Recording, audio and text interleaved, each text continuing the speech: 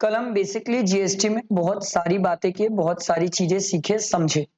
Sir याद करो कल क्वेश्चन भी किए, क्रेडिट वाला भी सीखे, एडजस्टमेंट कैसे सीजीएसटी, एसजीएसटी, आईजीएसटी एडजस्ट करते हैं। फिर हमने ये भी सीखा सर कि एक क्रेडिट दूसरे से कैसे एडजस्ट होती है और उसके बाद नेट जीएसटी पेबल कैसे निकलता है।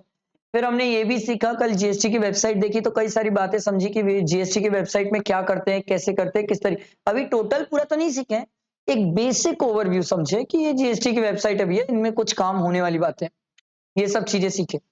ठीक, इसके बाद बात आती है कि हमने कल जीएसटी में थोड़ी सी और भी बातें की थी कि इंडिया में ड्यूअल जीएसटी मॉडल अप्लाई होता है, 1 जुलाई से आया 2017, ये सब कुछ बातें थी। फिर कल अपन ने लक्ष्य के लेखा चिट्ठा भी खोला सर, जीएसटी का कंपोजिशन स्कीम बोल के उसने क्या क्या किया है। ठीक है, तो ये सब चीजें भी देखा हमने। ठीक, यहां तक हम सीखे, यहां तक हम देखे। अब इसके आगे हमें पढ़ना है। अब जो हम पढ़ रहे हैं उसमें कुछ बातें काम की है और कुछ काम की नहीं है। मैं आपको दोनों बातें बताता हूं, क्योंकि सर देखो, अगर नॉलेज पर्पस देख रहे हो तो नॉलेज पर्पस के लिए तो आप ऐसा है कि टैक्स 3 साल पढ़ लो बैठ के, नेवर एंडिंग है, नॉलेज खत्म ही नहीं होगा टैक्स में। बट अभी हमारा पर्पस क्या है सर? एग्जाम पास होना। क्योंकि देखो, सिर्फ नॉलेज से कोई आदमी पास नहीं होता exam. You need a precise knowledge, smart study चाहिए। सीए में कोर्स बहुत ज्यादा है सर, बहुत ज्यादा कोर्स है। अगर आप पूरे कोर्स के पीछे भागने चल जाओगे ना सर, तो चांसेस कम होते हैं पास होने के। आप स्मार्ट स्टडी से करोगे ना, तो पास होने के भी चांसेस रहते हैं, रैंक आने के भी चांसेस होते हैं और एग्जामेशन तो आ ही जाती है। But smart study, not laborious study, क्योंकि हर चीज काम की नहीं होती। आप रैंकर से भी पता कर लो, रैंकर भी हर चीज रटता नहीं है, कुछ चीजें वो भी छोड़ देता है, क्योंकि उसे भी पता होता है ये टॉपिक्स ऐसे हैं जिनका कोई सेंस और रिलेवेंस नहीं है। तो आगे वो टॉपिक्स आएंगे, मैं आपको बताऊंगा। अभी अपन फोकस करते हैं और पढ़ते हैं कुछ छोटी छोटी सी चीजें बची हुई जो। ठीक है, ये हमारा लास्ट डेमो जीएसटी का, इसके बाद कंप्लीट हो जाएगा। जो जीएसटी के डेमो लेक्चर्स है मैं शेड्यूल कर दूंगा आप लोगों के लिए। जिन स्टूडेंट्स का छूट गया यूट्यूब में, वो आराम से उसको देख सकता है, वहां से उसका कवर हो जाएगा सर। ठीक है, आई बात समझ? अभी अगर मैं यूट्यूब में आरटीपी और एमटीपी की वीडियोस डालूंगा तो वो आप अभी नहीं देखेंगे सर, वो आप लोगों के लिए रिलेवेंट नहीं है। नहीं है, अभी देखोगे तो सदमे में आ जाओगे कि सर बोल क्या रहे हैं। ठीक है, क्योंकि अभी आपने मेरे से टैक्स पढ़ा नहीं है सर। मैं इसलिए बताया क्योंकि सीए इंटर की कल ही आरटीपी आई है सितंबर के लिए, तो मैं कल रात को बैठ के वीडियो बनाया था, आज मैं लाइव कर दूंगा 12-1 बजे के आसपास। तो आप उसे नहीं देखना, अभी टाइम है सर। आप पहले मेरे साथ टैक्स पढ़ लो, फिर आप उसको देख सकते हो कि सर क्या बता रहे, कैसे बता रहे, किस तरीके से। अभी देखोगे तो चमत्कार लगेगा, समझ ही नहीं आएगा सर क्या बोल रहे करके। मैं इसलिए कई बार कई सारी चीजें बोलता हूँ। देखो, टैक्स एक ऐसा सब्जेक्ट है जिसमें टीचर के साथ चलना जरूरी है, टीचर से आगे भागना नहीं चाहिए इसमें। देखो, आप अकाउंट्स में भाग सकते हो, अकाउंट्स में क्या है, एक बार आपने single entry, cash flow, concept समझा, आप आगे प्रैक्टिस करो, भगो, बन सकता है। टैक्स एक ऐसा सब्जेक्ट है जिसमें हर एक टॉपिक नया है, हर एक कंसेप्ट नया है, हर एक पॉइंट नया है। यहां पर अगर आप आगे भागने की कोशिश करोगे टीचर से, तो बैंड बच जाएगी, प्रैक्टिकली बैंड बच जाएगी, आप कंसेप्ट से हिल जाओगे। तो टैक्स में स्टार्टिंग में पहली बार टीचर्स के साथ चलना चाहिए। नेक्स्ट टाइम जब आप पढ़ो तो दनादन भगो, फिर तो आप जैसे भगना है भगो सर, कोई आपको कुछ नहीं बोलेगा। ठीक है, चलो sir, what are the benefits of GST की बातें सर। इससे अगर एग्जाम में आया तो थ्योरी क्वेश्चन आएगा। सीएमए वालों में 7 मार्क्स का क्वेश्चन आता है इससे,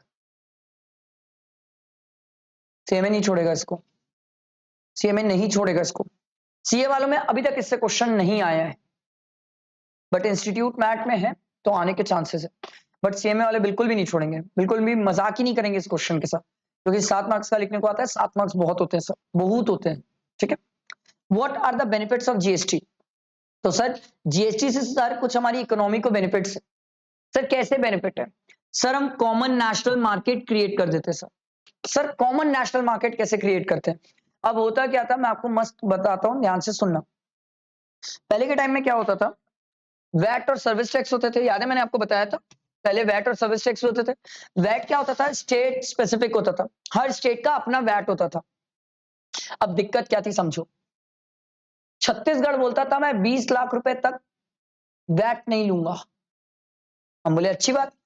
दिल्ली बोलता था मैं 40 लाख रुपए तक वैट नहीं लूंगा।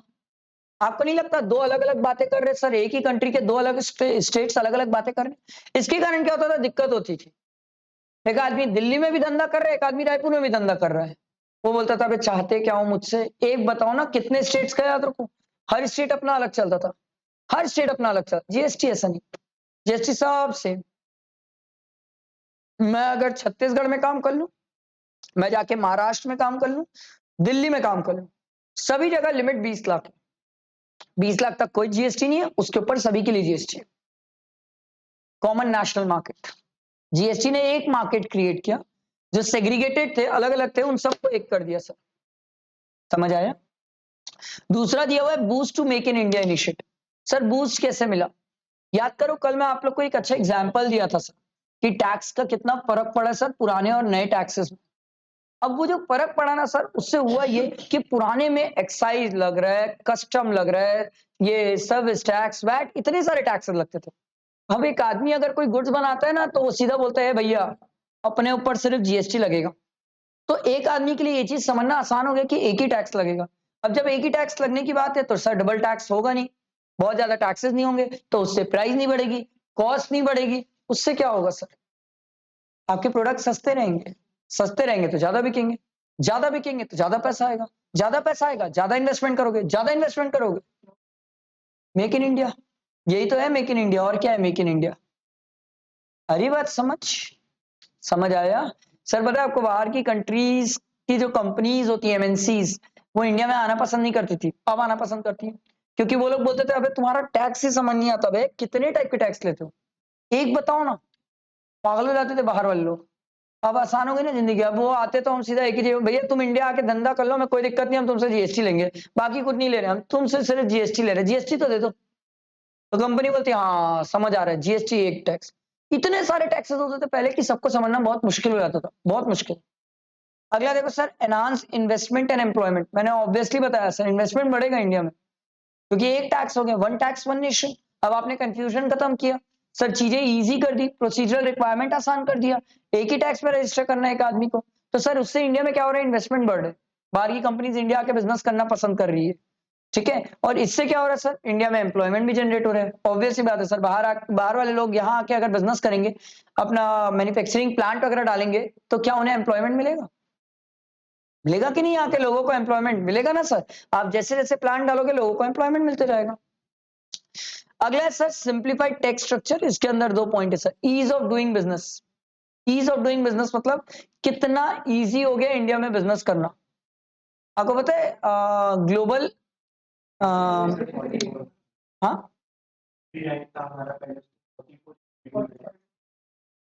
44 में लास्ट मैंने भी सुना था। ईज ऑफ डूइंग बिजनेस, पहले हमारा नंबर था 65, 63 हमारा नंबर था sir ease of doing business में। मतलब हम 63rd कंट्री थे जहां पर बिजनेस करना आसान होता था। अब ये 63 से सर 42 44 में आ गए sir. It mean sir India में बिजनेस करना आसान होते जा रहा है। तो ये तो अच्छी बात है ना, इंडिया में जितना बिजनेस करना आसान होगा, लोग उतना ज्यादा बिजनेस करेंगे, और जितना ज्यादा बिजनेस करेंगे क्या उतने पैसे वाली बात है। हाँ, अबे इंडिया का ही तो फायदा है। जितना ज्यादा बिजनेस बढ़ेगा, गवर्नमेंट की टैक्स बढ़ेगी, लोगों को एम्प्लॉयमेंट मिलेगा, जीडीपी बढ़ेगी सर, आउटपुट बढ़ेगा। तो आई बात समझ? अगला सर्टेनिटी इन टैक्स एडमिनिस्ट्रेशन। जीएसटी आने से ना बड़ा आसान हो गया चीजें, क्योंकि जीएसटी खुद बोलता है अबे ये गुड्स है, ये सर्विस है, ये गुड्स है, ये सर्विस है। पहले क्या होता था, एक आदमी खुद लड़ रहा था कि ये गुड्स है कि सर्विस है।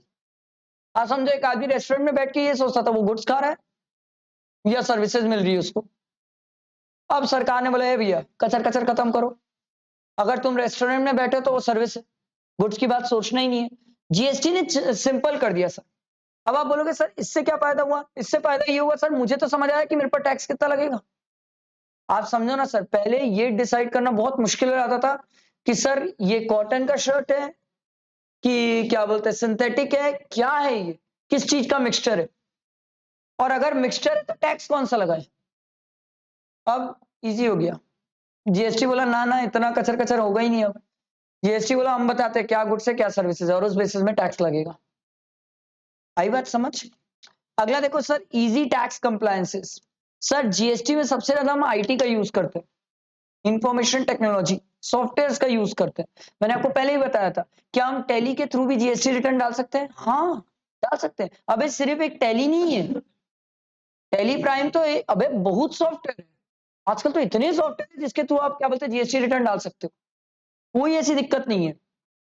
तो सर जीएसटी आने से क्या हुआ है, सबसे ज्यादा ये सॉफ्टवेयर के यूज होना स्टार्ट हुए, तो लोगों के लिए आसान हो गया। सच बता रहा हूँ, जीएसटी रिटर्न डालना एक छोटे दुकानदार के लिए इतना आसान है जिसकी कोई लिमिट नहीं है। वो अपना सॉफ्टवेयर के थ्रू टेली प्राइम के थ्रू जीएसटी रिटर्न डल जाएगा, उसका जीएसटी वन डल जाएगा। बड़े बिजनेसमैन को तो आज भी सीए के पास जाना पड़ेगा। आई एम नॉट सेइंग बड़े लोगों को तो आज भी सीए की जरूरत पड़ेगी सर, बट बहुत सारे लोग हैं जो अपने दम पे भी काम कर सकते हैं। कल ही मैंने आपको जीएसटी की वेबसाइट में याद है ऑफलाइन टूल दिखाया था, मैंने बताया था कई लोग ऑफलाइन पहले फिल करते हैं उसके बाद उसको ऑनलाइन अपलोड करते हैं। आपकी इच्छा, सरकार मना थोड़ी कर रही है सर। आपको कॉन्फिडेंस है कि अपन सब सही है तो ऑनलाइन डाल लो डायरेक्ट। आपको लगता है नहीं भैया अपने से गलती हो सकती है, इंसान है, ऑफलाइन पहले डाल लो फिर अपलोड कर लो। समझ आया? अगला, reduction in compliance cost. Sir पहले क्या होता था मैं आपको बताता हूं सर, एक आदमी एक महीने का जब कैलेंडर बनाता था ना एक सीए का, तो उस एक कैलेंडर में कम से कम 4 से 5 रिटर्न आती थी। तो एक सीए बोलता था मैं जिंदगी भर रिटर्न ही डालते रहूं, एक क्लाइंट बोलता था अबे तू क्या, तेरे को जिंदगी भर रिटर्न के डाटा हम ही प्रोवाइड करते रहे तो धंधा कब करेंगे। जीएसटी आने के बाद ये सब खत्म हुआ। जीएसटी ने सिंपल बोला तेरे को क्वार्टर चलना है तू क्वार्टरली कर, तेरे को मंथली चलना है तू मंथली चल। अब वो थोड़ा सा टर्नओवर पे भी डिपेंड करता है कि आप बड़े लोग हो तो मंथली चलना पड़ेगा, छोटे लोग हो तो क्वार्टरली भी चल सकते हो। 5 करोड़ के ऊपर हो तो मंथली चलना पड़ेगा, 5 करोड़ के नीचे हो तो आप क्वार्टरली भी चल सकते हो। वो आपकी चॉइस है, फोर्स नहीं है, चॉइस है।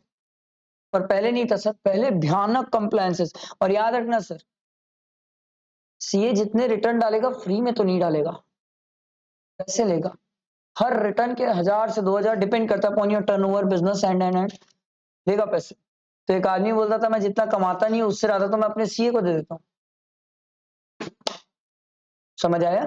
जीएसटी आने के बाद सर कंप्लायंसेस कॉस्ट बहुत कम हो, बहुत कम, बहुत कम। याद करो मैंने आपको बताया था सर, मेरा आउटवर्ड आपका क्या है, इनवर्ड। तो आप लोग को क्या इनवर्ड की डिटेल डालना पड़ेगा? नहीं, जीएसटी में सरकार बोली इनवर्ड की डिटेल नहीं डालना पड़ता, अपने आप दिखती है, ऑटो पॉपुलेट होती है, मैचिंग कंसेप्ट चलता है, आपको इन्वर्ट डालना ही नहीं पड़ेगा। पहले के जमाने में जो पुराने टैक्सेस होते थे उसमें बैठ के आदमी इन्वर्ट भी डालता था, अब दिक्कत ही नहीं है, इन्वर्ट डालना ही नहीं है, आउटवर्ट डालो और सीधा पेमेंट कर दो, बात खत्म। इन्वर्ट तो अपने आप आएगा सर। समझ आया? Sir advantage for trade and industry, क्या बेनिफिट है सर? सबसे पहले बेनिफिट टू एग्रीकल्चर और इंडस्ट्री, एग्रीकल्चर में जीएसटी नहीं है, सरकार जीएसटी लगा के एग्जाम करती है। सरकार बोलती है आलू खा ले पर लेज नहीं खाना, टमाटर खा ले बट टमाटो केचप नहीं होना चाहिए, एप्पल खा ले बट एप्पी फीस नहीं होनी चाहिए। पढ़ेंगे हम सर, पढ़ेंगे, ये तो मैं आपको अभी ऊपर से बता रहा हूँ, बहुत पढ़ेंगे सब अपन। सरकार ने इंडस्ट्री लोगों को भी छूट दिया, बहुत सारी इंडस्ट्री, बहुत सारी चीजें आप बना सकते हो, ठीक है, बहुत सारी चीजों पे एग्जाम्पशन है, हम सीखेंगे। और सरकार ने बोला ऐसा कोई आदमी जो सिर्फ गुड्स का काम करता है उसको तो 40 लाख तक हम बोलते हैं कि जीएसटी की बात ही नहीं करेंगे। तो मान लो अगर वर्धमान सर का काम सिर्फ और सिर्फ ये मोबाइल बेचना है, सिर्फ मोबाइल बेचना है, कोई सर्विस वगैरह कुछ नहीं करते वर्धमान सर, सिर्फ एक्सक्लूसिवली गुड्स का काम करते हैं, तो सरकार बोलती है हमारे लिए लिमिट 40 लाख है, वर्धमान सर के लिए लिमिट 40 लाख। अच्छा एक बात बताओ, क्या मैं आप लोग को गुड्स और सर्विसेज दोनों दे रहा हूँ? सिर्फ गुड्स दे रहा हूँ कि सिर्फ सर्विस, की सिर्फ सर्विस और गुड्स नहीं दे रहा हूँ?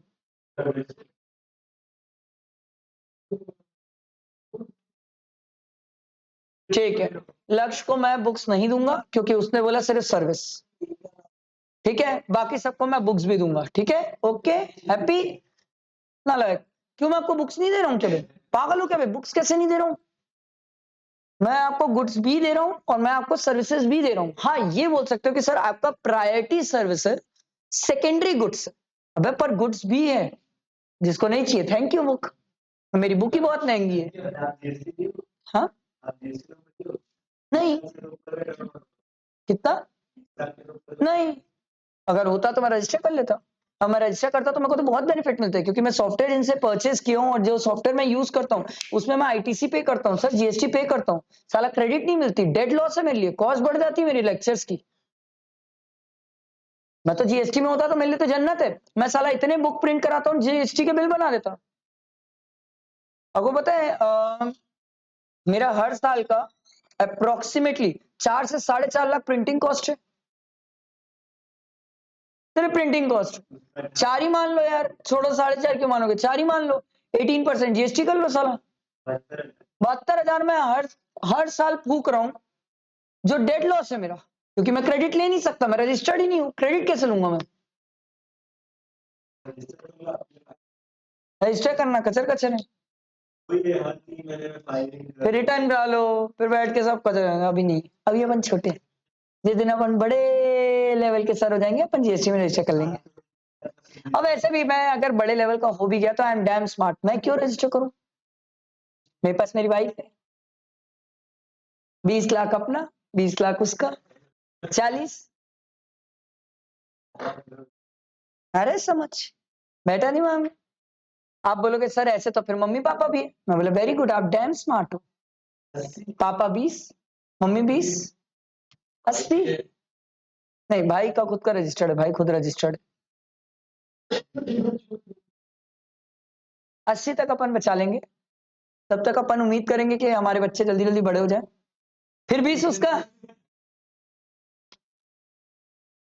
हाँ सॉरी,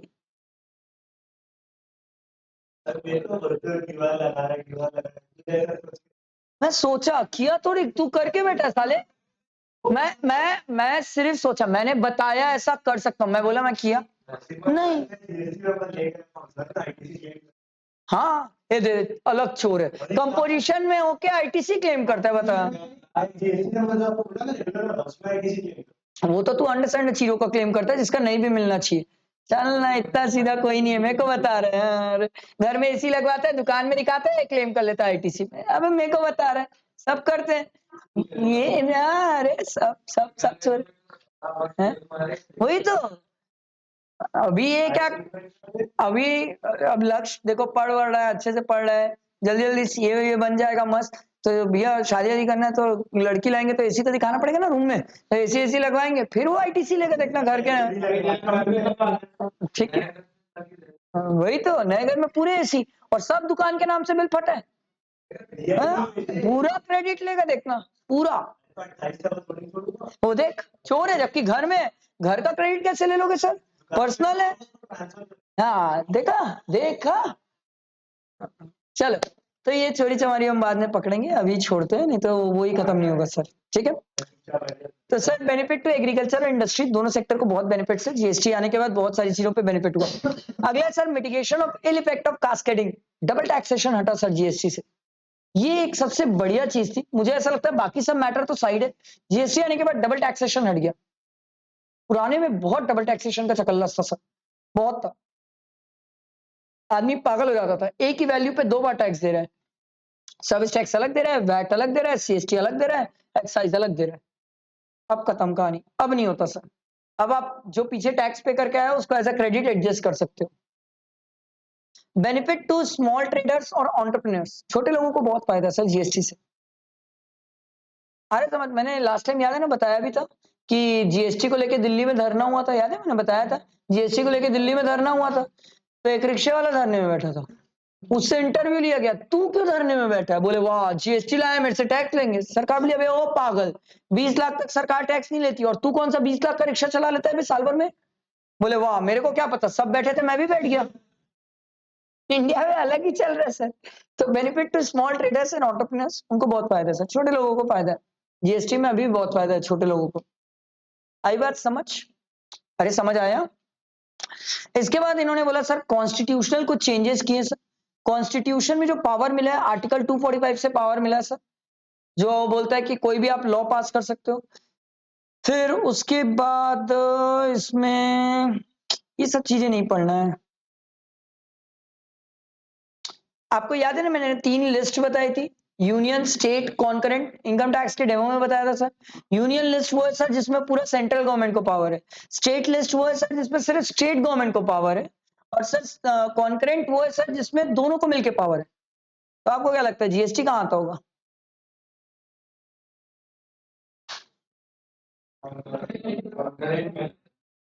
जीएसटी कॉन्करेंट में भी आ जाता है, यूनियन में भी आ जाता है, और स्टेट में भी आ जाता है। कारण ये है सर क्योंकि यूनियन में इसलिए आ जाता है क्योंकि आईजीएसटी, एक स्टेट से दूसरे स्टेट आईजीएसटी होता है, वो सेंट्रल गवर्नमेंट चार्ज करता है।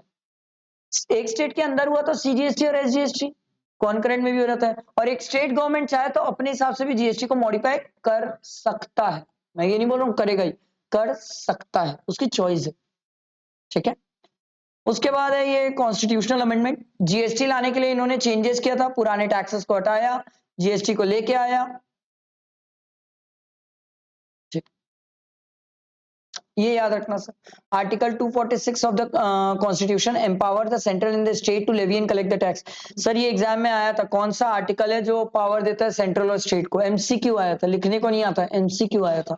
आया था तो मेरे हिसाब से ध्यान रखना चाहिए सर, आपको ध्यान बिल्कुल रखना चाहिए।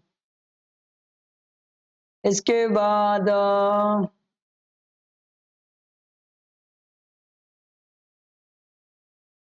इंटर और इंटरेस्ट रेट याद है ना? दारू पे जीएसटी कौन, दारू पे टैक्स कौन लेता है? State government.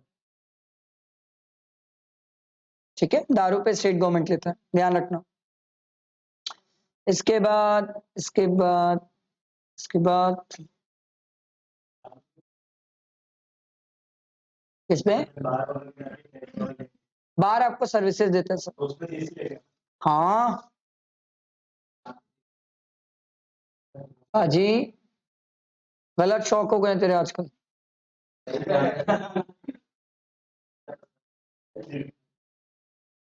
चलो, कॉन्करेंट पावर मैंने बताया था सर, जीएसटी सेंट्रल और स्टेट दोनों लेते हैं। इंटर स्टेट में तो सर कौन लेता है? सेंट्रल, याद रखना, क्योंकि आईजीएसटी की बात है तो सिर्फ सेंट्रल लेता है। पेट्रोलियम वाली चीजों पे अभी जीएसटी है नहीं, जिस दिन सरकार बोलेगी आ जाएगा, अभी तो नहीं है सर, जब आएगा तब देखेंगे हम भी। इसके बाद हम्म हम्म हम्म हम्म, इसके बाद ये सब काम का नहीं है सर, ये सब आप ना भी पढ़े तो चलेगा।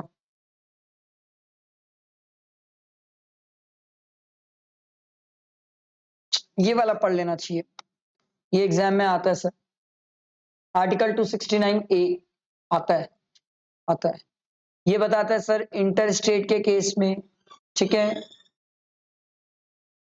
इंट्रा स्टेट के केस में इंपोर्ट में आईजीएसटी लगता है। वैसे ये सब हम पढ़ते भी हैं, आगे कवर करेंगे सर ये सब। सर याद है हम क्रेडिट सेट ऑफ करना सीखे थे सर, क्या सीजीएसटी एसजीएसटी से एडजस्ट हो सकता है? कैसे कर रहे हो बे? मैं बोला सर सीजीएसटी के एसजीएसटी से एडजस्ट हो सकता है? नहीं ना, एसजीएसटी सीजीएसटी से सर, सेंट्रल और स्टेट की नहीं पड़ती है।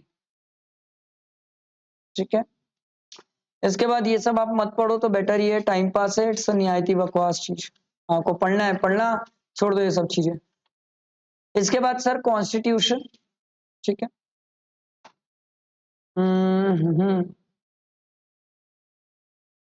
यूनियन फाइनेंस मिनिस्टर में डैश क्यों कर दिया गया पता है? अबे चेंज होता है, हर बार चेंज होता है। अभी निर्मला सीतारमन है, नेक्स्ट टाइम कोई और हो सकता है, इसलिए। Revenue union minister of state in charge of revenue, वो भी चेंज होता है। Ministry in charge of finance और टैक्सेशन, ये भी चेंज होते हैं।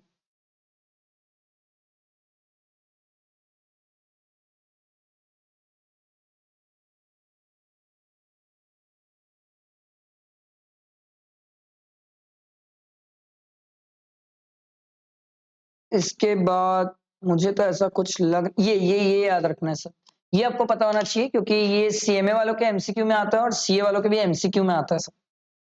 देखो, every decision of the GST Council shall be taken at the meeting by majority of not less than 3/4 of the weighted voting votes of the members present and voting। present and voting मतलब जो उस meeting में बैठे हैं और जो vote कर सकते हैं सर, उसमें 3/4 लोग मेजोरिटी काउंट किए जाएंगे सर। ठीक है, और उस 3/4 में देखो वेटेज किसका किसका कितना है, सेंट्रल गवर्नमेंट का कितना है देखो, और स्टेट गवर्नमेंट। समझ आया? तो बिना स्टेट गवर्नमेंट के कोई चीज हो नहीं सकती है। सेंट्रल अकेले क्या कर लेगा, 1/3 से कुछ नहीं होगा, स्टेट को बीच में आना ही पड़ेगा सर। इसलिए तो मोदी जी बोलते हैं ज्यादा स्टेट्स में हम जीतेंगे तो हमारी बात चलेगी, अगर हम ज्यादा स्टेट्स हार देंगे। आप समझो यही तो दिक्कत थी इंडिया के साथ, कि 2000 से लेकर 2017 तक पहुंच गए थे, जीएसटी का लॉ पास नहीं हो रहा था, क्योंकि कारण ये था कि सर सेंट्रल में वेटेज कितना है, 1/3, स्टेट में वेटेज 2/3। तो अगर स्टेट ज्यादा बीजेपी के पास है और ऊपर कांग्रेस है तो पास कैसे होगा? और ऊपर अगर क्या बोलते हैं कांग्रेस है और नीचे बीजेपी, तो भी पास नहीं, कैसे भी कोई भी केस में पास नहीं हो सकता। समझ आ रहा है सर, ये लड़ाई होती थी सर। ठीक है, इसके बाद जीएसटी में एक्ट देखो सर, पता होना चाहिए एक्ट, सीजीएसटी, ठीक है, फिर आईजीएसटी, यूटीजीएसटी यूनियन टेरिटरीज के लिए सर। ठीक है, उसके बाद होता है जीएसटी कंपनसेशन। मैंने आपको बताया था सर 5 साल कंपनसेट करने की बात किए थे गवर्नमेंट ने, कौन? सेंट्रल गवर्नमेंट ने, किसको? स्टेट गवर्नमेंट को। बीत गया 5 साल, अब कुछ नहीं हो सकता, बीत गया 5 साल। और फिर एसजीएसटी होता है। सर क्या जीएसटी के रूल्स होते हैं? यस सर, मैंने जब आपको इनकम टैक्स का डेमो दिया था तो मैंने आपको बताया था सर। रूल्स क्यों होते हैं? रूल्स इसलिए होते हैं सर क्योंकि जीएसटी एक्ट तो ये बोलता है कि जीएसटी रिटर्न डाल दो। अबे कैसे डालू बे? डालने का तरीका तो बताओ कैसे होता है, वो रूल्स बताते हैं। रूल्स आपको प्रोसीजर्स बताते हैं सर। एक्ट सिर्फ बेयर एक्ट बताता है सर, लॉ बता के खत्म कर देता है। उसके बाद रूल्स बताते हैं कि आपको जीएसटी रिटर्न कैसे डालना है। जैसे मैंने आपको बोला सर आपको जीएसटीआर 1 अगले महीने की 11 तारीख के पहले डालना है। कैसे? रूल्स बताएंगे कैसे, क्या क्या करना रहेगा, क्या प्रोसीजर रहेगा, किस तरीके से डालोगे, वो रूल्स बताते हैं सर। तो देखो सबके रूल्स भी हैं सर, ठीक है। उसके बाद ये नोटिफिकेशंस वगैरह ये सब छोड़ सकते हो। ये एक क्वेश्चन है, आज मेरे बिना ट्राई करना चाहोगे तो बताओ। कल तो मेरे साथ ट्राई किए थे, आज मेरे बिना ट्राई कर लो। आज मैं चार्ट वार्ट कुछ नहीं, नहीं नीचे आंसर है।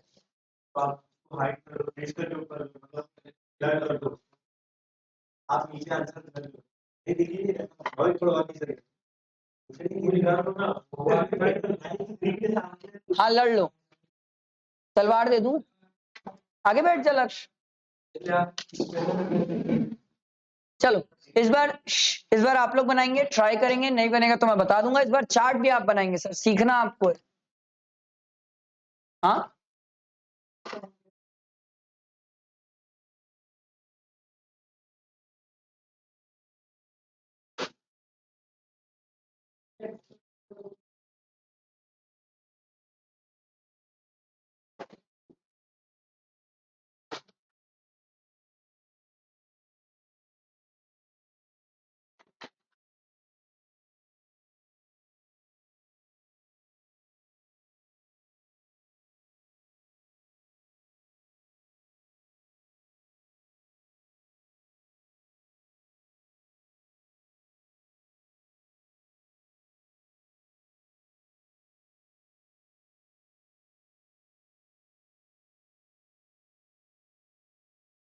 ट्राई करो, पहले चार्ट बना लेना, नहीं तो गड़बड़ कर दोगे। कौन किसको बेच रहा है, कितने में बेच रहा है, कौन कहाँ का है, लिखना। इंटर इंट्रा सब लिखना। और नहीं बनेगा तो मैं बैठा हूं बताने के लिए, ट्राई तो करो, कल सीखें इतना।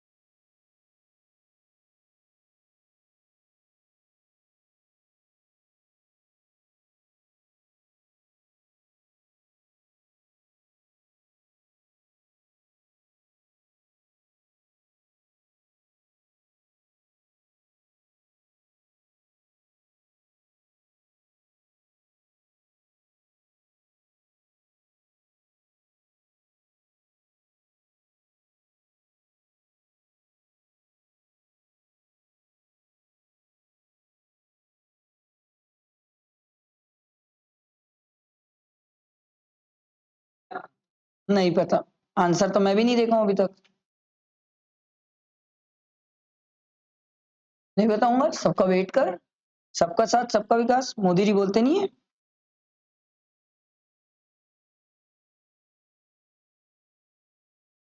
लिख के कर लो, आ गया? कितना आ रहा है?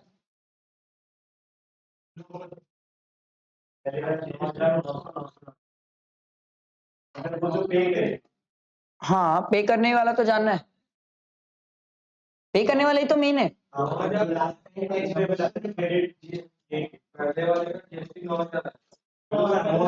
पहले वाले का जीएसटी 9,000 है, ठीक। हाँ वो 900 पे करेगा, मतलब क्रेडिट क्या यूज। अच्छा 990 पे करेगा।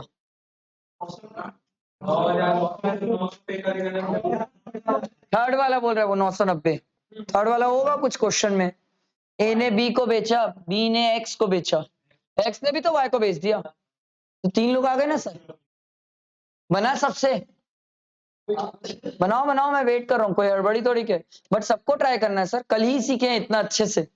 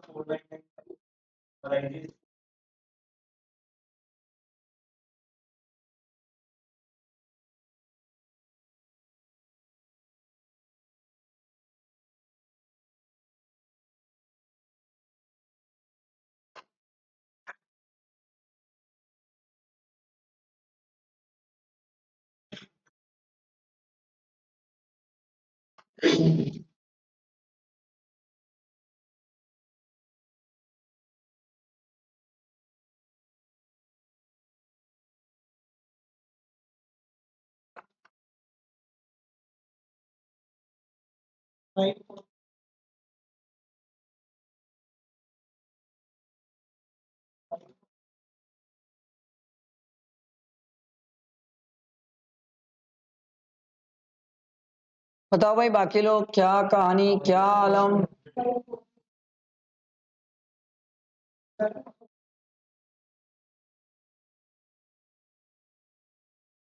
नहीं तो मैं लिख के बता दूं भाई। ए ने बी को बेचा 50,000 में, जीएसटी कितना है? 99%। 50,000 सीजी, अच्छा दोनों सेम स्टेट के ना? कहाँ के? दोनों कर्नाटका के ना? Thank God. तो ये 9%, ये भी 9% SGST, तो ये आएगा।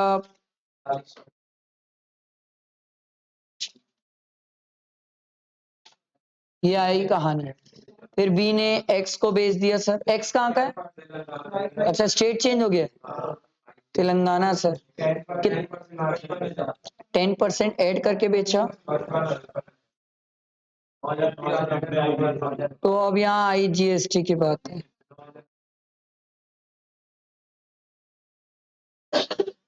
तो कितना आया?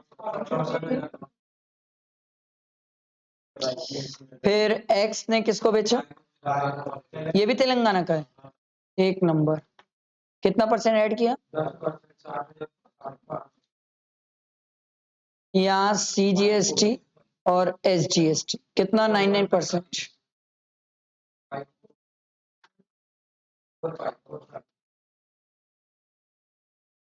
टोटल करके कितना आया? हाँ 800, 390। ठीक। फिर बात आती है क्रेडिट निकालने की। तो देखो पहले बी, इधर ध्यान दो, क्या बी ने इतना ए को दे दिया टैक्स? हाँ सर। तो क्या यही गवर्नमेंट को भी चले जाएगा? हाँ। जब बी ने एक्स को बेचा तो एक्स से कितना कलेक्ट किया? CGST, SGST and IGST। Sir यहां पर अपन बी की बातें कर रहे हैं, बी का आउटपुट कितना है? सर इनपुट में 2 है, तो सर प्रैक्टिकली होगा ये कि ये 9900 पे करने का है, 4500 की क्रेडिट लियो आप, 4500 की क्रेडिट पड़ी है आपके पास।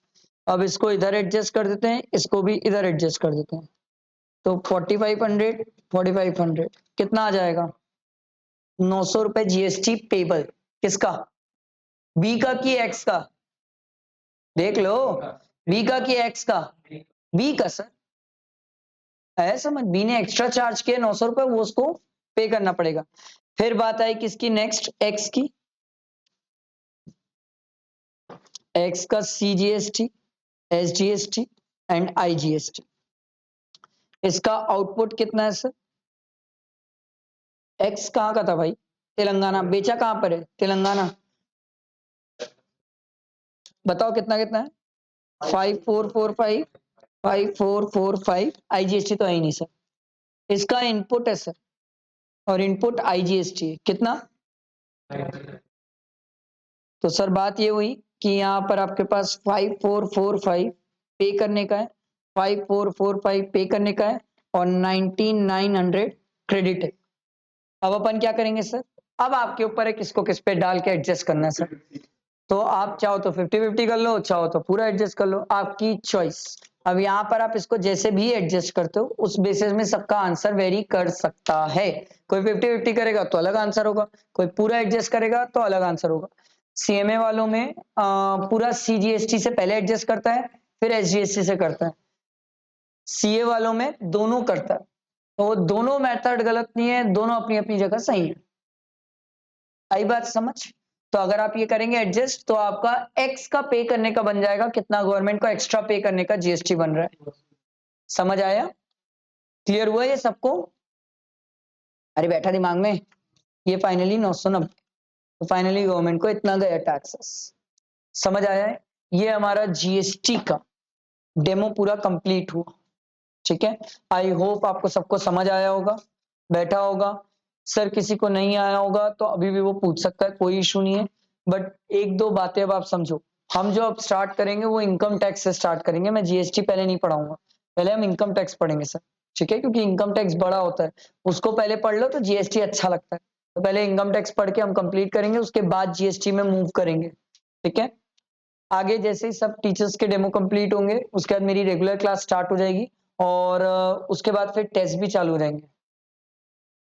ठीक है, फिर टेस्ट भी चालू रहेंगे, तो तैयार रहो। तब तक प्रोबेबली आपके रिजल्ट्स भी आ जाएंगे, प्रोबेबली आ ही जाएंगे रिजल्ट्स आपके। ठीक है, बाकी और किसी को कुछ पूछना बोलना तो बताओ, अदरवाइज सर यहाँ पर हम क्लास समाप्त करेंगे और फिर और हम प्रीमियर लीग का सोचते हैं क्या करना है। ठीक है, उसका डिस्कशन करते हैं, उसको फाइनल करते हैं, क्योंकि वो भी अगर परसों ही करना है तो सब चीजें फाइनल आज ही करनी होगी, लेट नहीं कर सकते, नहीं तो दिक्कत हो जाएगी सर। ठीक है, और किसी को कुछ, ठीक है। और जितने लोग मेरे साथ स्नैप में हैं, आज ये मेरा लास्ट स्नैप रहेगा, इसके बाद मैं स्नैप यूज नहीं करूंगा। हो गया, मेरा जो स्नैप स्कोर होना था 10 लाख वो पहुंच गया, बस हो गया। जितना मेरी इच्छा थी, जितना मेरा एम था, जहां तक मुझे पहुंचना था, मेरे को एक टारगेट था, वो मैं पहुंच गया। अब मुझे एक स्नैप आगे की कोई इच्छा नहीं है।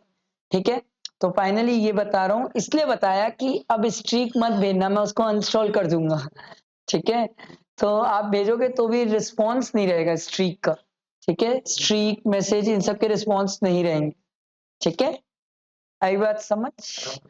और किसी को कुछ नहीं सर, अब जिसको जो जानना है वर्धमान सर के बारे में, आप इंस्टाग्राम या तो टेलीग्राम, और नहीं तो अब मैं थोड़ा सा और प्रोफेशनल बनूंगा और मैं लिंक्डइन में जाऊंगा। ठीक है, तो मैं अब थोड़ा सा वो बच्चों वाले सोशल नेटवर्क छोड़ूंगा और बड़ों वाले सोशल नेटवर्क पे जाऊंगा सर। मैं ज्यादा पसंद करूंगा ट्विटर, लिंक्डइन, ये सब ज्यादा प्रेफर करूंगा एज कंपेयर्ड इसको। ठीक है, स्नैप को। आई बात समझ। ठीक है, चलो आई होप सबको सब चीजें क्लियर होगी, दिमाग में सबको सब बैठा होगा। ठीक है, क्या चीज,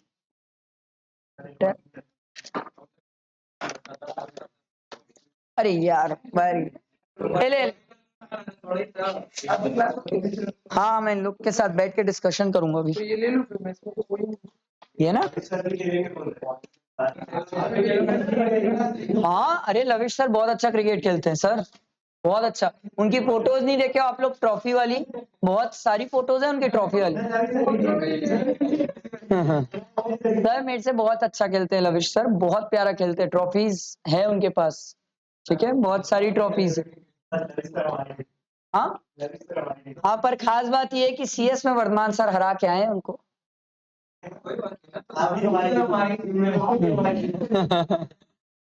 ठीक है, चलो आई होप सबको सब चीजें क्लियर है। मैं डेमोस लेक्चर्स डाल दूंगा यूट्यूब में। ठीक है, thank you very much for demos.